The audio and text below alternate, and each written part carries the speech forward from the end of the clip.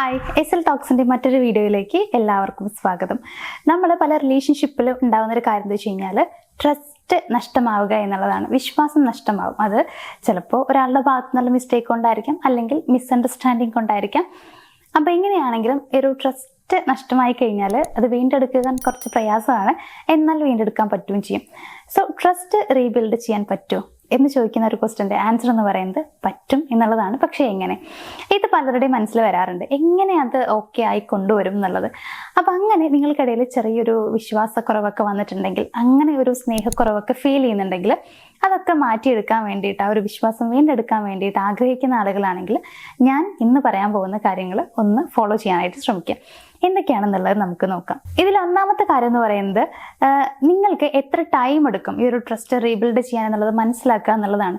അത് വീണ്ടെടുക്കാൻ പറ്റും എന്നുള്ളത് വാസ്തവമാണ്, പക്ഷേ സമയത്തിൽ ഡിഫറൻസ് ഉണ്ടാവാം. അതായത് ചെറിയ രീതിയിലുള്ള ഒരു പ്രശ്നമാണ് നിങ്ങൾക്കിടയിൽ ഉണ്ടായിട്ടുള്ളത്, അങ്ങനെ ഒരു വിശ്വാസക്കുറവാണ് വന്നിട്ടുള്ളത് എന്നുണ്ടെങ്കിൽ അത് പെട്ടെന്ന് തന്നെ നമുക്ക് ഓക്കെ ആക്കാൻ പറ്റും. പക്ഷേ അത്യാവശ്യം നല്ല രീതിയിൽ ഡീപ്പായിട്ടുള്ള ഒരു പ്രോബ്ലമാണ്, അല്ലെങ്കിൽ ഡീപ്പായിട്ട് ആ ഒരു പേഴ്സണെ അത് ഇമോഷണലി ബാധിച്ചിട്ടുണ്ട് എന്നൊക്കെ ഉണ്ടെങ്കിൽ അത് നമുക്ക് റീബിൽഡ് ചെയ്തെടുക്കാനായിട്ട് കുറച്ചധികം സമയം എടുക്കാം എന്നുള്ളതാണ്. സോ ആദ്യം നിങ്ങൾ ഐഡൻറ്റിഫൈ ചെയ്യേണ്ടത് എത്രത്തോളം സമയം ഇതിന് ആവശ്യമായി വരും എന്നുള്ളതാണ്. അത് ആ ഒരു പ്രശ്നം എത്രത്തോളം ഡീപ്പാണ് എന്നുള്ളത് നോക്കിയിട്ട് നിങ്ങൾക്ക് മനസ്സിലാക്കാനായിട്ട് പറ്റും. സോ ആദ്യം അതൊന്ന് മനസ്സിലാക്കാൻ വേണ്ടി ശ്രമിക്കുക.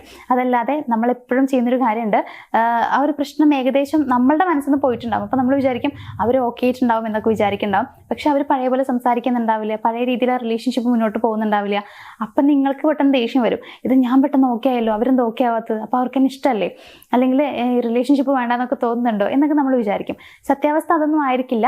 ആ ഒരു അത്രയും ഡീപ്പായിട്ട് അവരെ അത് ബാധിച്ചത് കൊണ്ടായിരിക്കാം അവർക്ക് ചിലപ്പോൾ പെട്ടെന്ന് അതൊന്നും ഓവർകം ചെയ്ത് വരാനായിട്ട് പറ്റാതിരിക്കുന്നുണ്ടാവുക. അതുകൊണ്ട് ആദ്യം നിങ്ങൾ മനസ്സിലാക്കേണ്ടത് ആ ഒരു പ്രോബ്ലം എത്രത്തോളം ഡീപ്പാണ്, എത്ര ടൈം അതിന് വേണ്ടി വരും എന്നുള്ളതാണ്. രണ്ടാമത്തെ ഒരു കാര്യം എന്ന് പറയുന്നത്, നമ്മൾ പറയുന്നൊരു കാര്യമുണ്ട്, ഒരു പ്രശ്നം വന്നു കഴിഞ്ഞാൽ അല്ലെങ്കിൽ നമ്മളൊരു തെറ്റ് ചെയ്ത് കഴിഞ്ഞാൽ സോറി എന്ന് പറയുക എന്നുള്ളത്. സോറി മാത്രം പോരാ, ഏത് റിലേഷൻഷിപ്പിലാണെന്നുണ്ടെങ്കിലും സോറി മാത്രം പോരാ. പക്ഷേ ഇപ്പം നമ്മൾ ജസ്റ്റ് ഒരു ഫ്രണ്ട്സ് ആണ് അല്ലെങ്കിൽ ഫാമിലി മെമ്പേഴ്സ് ആണ് എന്നുണ്ടെങ്കിൽ മാത്രം നമുക്കൊരു സോറി കൊണ്ട് ഒതുക്കാം, കുഴപ്പമില്ല. പക്ഷേ നിങ്ങൾ സ്നേഹിക്കുന്ന ഒരു പേഴ്സൺ ആണ്, നിങ്ങളുടെ ലൈഫ് പാർട്ട്ണർ ആണെന്നുണ്ടെങ്കിൽ ഒരു ക്ഷമ ചോദിക്കൽ കൊണ്ട് തീരുന്നതല്ല ഒരു പ്രശ്നം.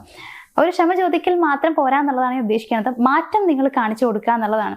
ഇപ്പോൾ നിങ്ങൾ ചെയ്തിട്ടുള്ളൊരു മിസ്റ്റേക്ക് അത് എന്താണെന്നുള്ളത് മനസ്സിലായിട്ടുണ്ടെങ്കിൽ, അവർക്ക് എന്താണ് ഫീൽ ചെയ്തെന്നുള്ളത് നിങ്ങൾക്ക് മനസ്സിലായിട്ടുണ്ടെങ്കിൽ, ക്ഷമ ചോദിക്കുക എന്നതിൻ്റെ കൂട്ടത്തിൽ തന്നെ നിങ്ങൾ മാറി എന്നുള്ളത് അവർക്കൊന്ന് കാണിച്ചു കൊടുക്കുക.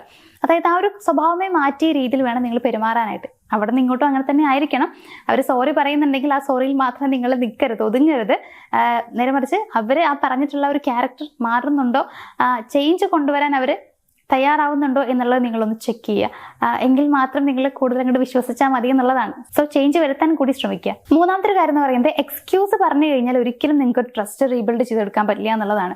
നമ്മളിപ്പോൾ മുമ്പേ ഒരു പ്രശ്നം ഉണ്ടായി, ആ പ്രശ്നത്തിന്റെ പേരിലാണ് ഇവിടെ ഒരു വിശ്വാസക്കുറവ് വന്നിട്ടുള്ളത് എന്ന് വിചാരിക്കാം. അപ്പോൾ നമ്മൾ പലപ്പോഴും ചെയ്യുന്നൊരു കാര്യം, ഒരു തെറ്റെന്താ വെച്ച് കഴിഞ്ഞാൽ നമ്മൾ പറഞ്ഞുകൊണ്ടേയിരിക്കും, അതിൻ്റെ സിറ്റുവേഷൻ കൊണ്ട് ഞാൻ ചെയ്തതാണ്, അതിൻ്റെ സാഹചര്യം അങ്ങനെയായിരുന്നു എന്നുള്ളത് നമ്മൾ പറഞ്ഞുകൊണ്ടേയിരിക്കും.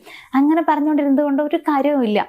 നിങ്ങൾ ഇവിടെ നിന്ന് അങ്ങോട്ട് കാണിക്കേണ്ടത് നിങ്ങൾ എത്രത്തോളം മാറിയിട്ടുണ്ട് എന്നുള്ളതാണ്. മാത്രമല്ല, ഉത്തരവാദിത്തം മുഴുവൻ നിങ്ങൾ ഏറ്റെടുക്കാൻ ശ്രമിക്കുക. അതായത് ശരിയാണ്, അന്ന് അങ്ങനെ സംഭവിച്ചു, എൻ്റെ ഭാഗത്തുള്ള മിസ്റ്റേക്ക് ആണ് എന്ന് പറഞ്ഞിട്ട് ആ ഉത്തരവാദിത്തം നിങ്ങൾ ഏറ്റെടുക്കുക.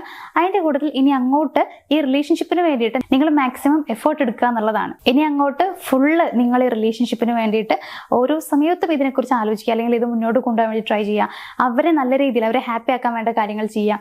അങ്ങനെ കൃത്യമായി നിങ്ങൾ റിലേഷൻഷിപ്പിന് വേണ്ടി ടൈം സ്പെൻഡ് ചെയ്യുകയാണെന്നുണ്ടെങ്കിൽ ഒരു പരിധി വരെ അവരുടെ ആ ഒരു വിശ്വാസം നിങ്ങൾക്ക് നേടിയെടുക്കാനായിട്ട് കഴിയും. നാലാമത്തെ പോയിന്റ് എന്താ വെച്ച് കഴിഞ്ഞാൽ, ട്രാൻസ്പാരൻസി. അത് വളരെ ഇമ്പോർട്ടൻ്റ് ആയിട്ടുള്ള ഒരു കാര്യമാണ് എന്നുള്ളതാണ്. അതായത് ഇവിടെ നമ്മൾ പലപ്പോഴും ചെയ്യുന്നൊരു കാര്യമുണ്ട്, നമ്മുടെ ഫോൺ ഹൈഡ് ചെയ്ത് വെക്കുക, അതല്ലെങ്കിൽ കുറേ കാര്യങ്ങൾ നമ്മൾ പറയാതിരിക്കുക എന്നുള്ളതൊക്കെ. ഇതൊക്കെ കൊണ്ട് എന്താണ് വീണ്ടും വീണ്ടും ഉണ്ടാവുക വെച്ച് കഴിഞ്ഞാൽ റിലേഷൻഷിപ്പിൽ കുറച്ചുകൂടി പ്രശ്നങ്ങൾ വന്നുകൊണ്ടിരിക്കുകയാണ് ചെയ്യുക. ഓൾറെഡി പ്രശ്നമായിട്ടിരിക്കുകയാണ്. അപ്പോൾ അതിൻ്റെ കൂട്ടത്തിൽ നിങ്ങളിങ്ങനെ എന്തെങ്കിലുമൊക്കെ ഹൈഡ് ചെയ്ത് വയ്ക്കുന്ന സമയത്ത് അവർക്കത് ഫീൽ ചെയ്യുമ്പോൾ, അല്ലെങ്കിൽ അവർ എന്താണ് ഹൈഡ് ചെയ്തെന്നുള്ളത് കണ്ടുപിടിക്കുമ്പോൾ ഉണ്ടാകുന്ന പ്രശ്നം അതിനേക്കാൾ കുറച്ചുകൂടി കൂടുതലായിരിക്കും, അതിൻ്റെ കാഠിന്യം കൂടുതലായിരിക്കും എന്നുള്ളതാണ്. സോ നിങ്ങളിനി കുറച്ച് നാളത്തേക്ക് ചെയ്യേണ്ടതെന്ന് വെച്ച് കഴിഞ്ഞാൽ, ഒന്നും ഹൈഡ് ചെയ്ത് വെക്കരുത്, എല്ലാം ഓപ്പൺ ആയിട്ട് കമ്മ്യൂണിക്കേറ്റ് ചെയ്യുന്ന ഒരു പേഴ്സൺ ആയിട്ട് നിങ്ങൾ മാറുക. ഫോൺ ഹൈഡ് ചെയ്യാൻ പാടില്ല, ചാറ്റ് ഹൈഡ് ചെയ്യാൻ പാടില്ല, കോളോ മെസ്സേജോ ഒന്നും നിങ്ങൾ ഹൈഡ് ചെയ്യാതിരിക്കുക എന്നുള്ളതാണ്. അങ്ങനെ ഓപ്പൺ ഓപ്പൺ ആയിട്ട് രണ്ടുപേരും സംസാരിക്കുന്ന രീതിയിൽ, അല്ലെങ്കിൽ ഓപ്പൺ ആയിട്ട് നിങ്ങൾ എല്ലാം അവരോട് പറയാറുണ്ട്, ഒന്നും നിങ്ങൾ മറച്ചു വെക്കുന്നില്ല എന്നുള്ള രീതിയിൽ വേണം നിങ്ങൾ ബിഹേവ് ചെയ്യാനായിട്ട്. അത് വളരെ ഇമ്പോർട്ടൻ്റ് ആണ്. അങ്ങനെ ചെയ്താൽ മാത്രമേ ആ ഒരു ട്രസ്റ്റ് നിങ്ങൾക്ക് നേടിയെടുക്കാനായിട്ട് പറ്റുള്ളൂ. കാരണം അവരുടെ മൈൻഡിൽ മുമ്പേ നടന്ന പ്രശ്നങ്ങൾ കുറേ ഉണ്ടായിരിക്കും. അപ്പോൾ അതിങ്ങനെ വീണ്ടും വീണ്ടും അവരുടെ മനസ്സിലേക്ക് വന്നുകൊണ്ടേയിരിക്കും. ഓരോ ദിവസം കൂടുമ്പോഴും അവർക്കത് വന്നുകൊണ്ടിരിക്കും എന്നുള്ളതാണ്. പക്ഷെ അത് കുറയ്ക്കാൻ പറ്റുക എങ്ങനെ വെച്ച് കഴിഞ്ഞാൽ, അവിടെ നിന്ന് അങ്ങോട്ട് നിങ്ങൾ മാറി ഇന്ന് കാണിക്കുമ്പോഴാണ്. അവർക്ക് വേണ്ടിയിട്ട് നിങ്ങൾ കുറേ സമയം സ്പെൻഡ് ചെയ്യുന്നുണ്ട്, അതേപോലെ തന്നെ മുമ്പത്തെ പോലെയല്ല, ഒന്നും ഹൈഡ് ചെയ്ത് വെക്കുന്നില്ല, എല്ലാം ഓപ്പൺ ആയിട്ട് അവരോട് കമ്മ്യൂണിക്കേറ്റ് ചെയ്യുന്നുണ്ട്, ഒരു ഫ്രണ്ട്ലി റിലേഷൻഷിപ്പ് നിങ്ങൾ മെയിൻറ്റെയിൻ ചെയ്ത് കൊണ്ടുപോകാനൊക്കെ ശ്രമിക്കുന്നുണ്ട് എന്നൊക്കെ ആകുമ്പോൾ ഓഫ്കോഴ്സ് അവരുടെ മനസ്സിൽ നിന്ന് മുമ്പേ ഉണ്ടായിട്ടുള്ള ആ ഒരു ഡൗട്ട് അല്ലെങ്കിൽ ആ ഒരു ട്രസ്റ്റ് ഇഷ്യൂ അതൊക്കെ മാറിക്കിട്ടും. അതുകൊണ്ട് നിങ്ങൾ ശ്രമിക്കേണ്ടത് ട്രാൻസ്പാരൻസി എന്തായാലും നിർബന്ധമാണ്. മീൻസ് അതിന് കൂടുതൽ ഇമ്പോർട്ടൻസ് കൊടുക്കുക എന്നുള്ളതാണ്. അഞ്ചാമത്തെ പോയിന്റ് എന്താണെന്ന് വെച്ച് കഴിഞ്ഞാൽ കൺസിസ്റ്റൻസിയും വളരെ ഇമ്പോർട്ടൻ്റ് ആയിട്ടുള്ളൊരു കാര്യമാണ് എന്നുള്ളതാണ്. എന്ന് വെച്ച് കഴിഞ്ഞാൽ ഒരു ദിവസം ഭയങ്കര സ്നേഹത്തോടെ നിങ്ങൾ ബിഹേവ് ചെയ്യുക, പിറ്റേ ദിവസം ഭയങ്കര ദേഷ്യത്തോടെ ബിഹേവ് ചെയ്യാണ്. ഇത് കൺഫ്യൂഷൻ ഉണ്ടാക്കുകയാണ് ചെയ്യുക അവർക്ക്. ഒരു ദിവസം നോക്കുമ്പോൾ ഭയങ്കര സ്നേഹം, എന്നോട് ഭയങ്കര സ്നേഹം, ആൾ മാറാൻ തുടങ്ങിയിട്ടുണ്ട്, ഇപ്പം എന്നെ നന്നായിട്ട് ഇഷ്ടപ്പെടുന്നുണ്ട്, നന്നായി കെയർ ചെയ്യുന്നുണ്ടെന്ന് വിചാരിക്കും. പിറ്റേ ദിവസം രാവിലെ എഴുന്നേറ്റ് നോക്കുമ്പോൾ ആളെ മാറിയിട്ടുണ്ടാവും. അതായത് മുമ്പ് തലേ ദിവസം കണ്ട പോലെ ആവില്ല, പിന്നെ ഭയങ്കര ദേഷ്യമായിരിക്കും, ഭയങ്കരമായിട്ട് ദേഷ്യപ്പെട്ട് സംസാരിക്കുക, ഷൗട്ട് ചെയ്ത് സംസാരിക്കുക. നമുക്ക് മനസ്സിലാവില്ല. പിറ്റേ ദിവസം വീണ്ടും സ്നേഹം കാണിക്കുക, എന്താ പുതിയ ആൾ കാണിക്കണം എന്നുള്ളത് നമ്മൾ വിചാരിക്കും. അതിലല്ല കാര്യമുള്ളത്. അവിടെ വിശ്വാസം കുറച്ചുകൂടി പോവുക ചെയ്യുക. നമുക്ക് ചിന്തിച്ചാൽ മനസ്സിലാക്കാവുന്ന കാര്യമുള്ളൂ. അങ്ങനെയല്ല നമ്മൾ ബിഹേവ് ചെയ്യേണ്ടതെന്നുള്ളത്. നമ്മൾ നേരെ കൃത്യമായിട്ട് എപ്പോഴും ഒരേ രീതിയിൽ പെരുമാറാൻ ശ്രമിക്കുക. എങ്കിൽ മാത്രമേ അവർക്ക് ഫീൽ ചെയ്യുള്ളൂ, നിങ്ങൾ അത്യാവശ്യം കുഴപ്പമില്ലാത്ത പേഴ്സൺ ആണ്, അതല്ലെങ്കിൽ അതായത് ഇങ്ങനെ ഭയങ്കരമായിട്ട് നാടകം കളിക്കുന്ന ഒരാൾ അല്ല എന്നുള്ളത് അവർക്ക് ഫീൽ ചെയ്യണമെന്നുണ്ടെങ്കിൽ, ജെന്യുവൻ ആണെന്ന് തോന്നണമെന്നുണ്ടെങ്കിൽ ഒരേപോലെ എപ്പോഴും നിങ്ങൾ പെരുമാറാൻ ശ്രമിക്കുക. ഓരോ ദിവസവും നിങ്ങളുടെ സ്വഭാവത്തിൽ മാറ്റങ്ങൾ കൊണ്ടുവരാതിരിക്കുക എന്നുള്ളതാണ്. പിന്നെ ശ്രദ്ധിക്കേണ്ട ഒരു കാര്യം, കുറച്ച് ടൈം അനുവദിച്ചു കൊടുക്കുക. ഇപ്പോൾ അവർക്കാണ് ഫീൽ ആയിട്ടുള്ളത്, ഹേർട്ട് ചെയ്യപ്പെട്ടുള്ളത് എന്നുണ്ടെങ്കിൽ അവരൊന്ന് ഹീലായി വരാൻ കുറച്ച് ടൈം എടുക്കും. അപ്പോൾ ആ ഒരു സമയം നിങ്ങൾ അനുവദിച്ചു കൊടുക്കുക. അതിൻ്റെ ഇടയിൽ കയറിയിട്ട് അവരുടെ അടുത്ത് ഇതുവരെ നീ ഓക്കെ ആയില്ലേ, നിനക്ക് എന്താ ഇപ്പോഴും പ്രശ്നം തന്നെയാണോ, അല്ലെങ്കിൽ അതെന്നെ മനസ്സിൽ വെച്ചുകൊണ്ട് നടക്കുകയാണോ, ഈ കാര്യങ്ങളൊന്നും പറയരുത്. കാരണം അവർ ഒന്ന് ഓക്കെ ആയിട്ട് വരാൻ ടൈം എടുക്കും. സമയം കൂടി അനുവദിച്ചു കൊടുക്കുക. ഇത്രയും കാര്യങ്ങൾ നിങ്ങൾ ചെയ്താൽ മതി. ഇത്രയും മാത്രം ചെയ്തുകൊണ്ട് നിങ്ങൾ കംപ്ലീറ്റ്ലി ഓക്കെ ആവും എന്നല്ല ഞാൻ പറയുന്നത്. എന്നാലും ഒരു പരിധി വരെ നിങ്ങൾക്ക് പ്രശ്നങ്ങളൊക്കെ മാറ്റാൻ പറ്റും. അപ്പോൾ ഇതിൻ്റെ ബാക്കി കുറച്ചുകൂടി ഉണ്ട്. ഇത്രയും കാര്യങ്ങൾ മാത്രം പോരാ, കുറച്ചുകൂടി കാര്യങ്ങൾ നമ്മൾ ശ്രദ്ധിക്കാനുണ്ട്.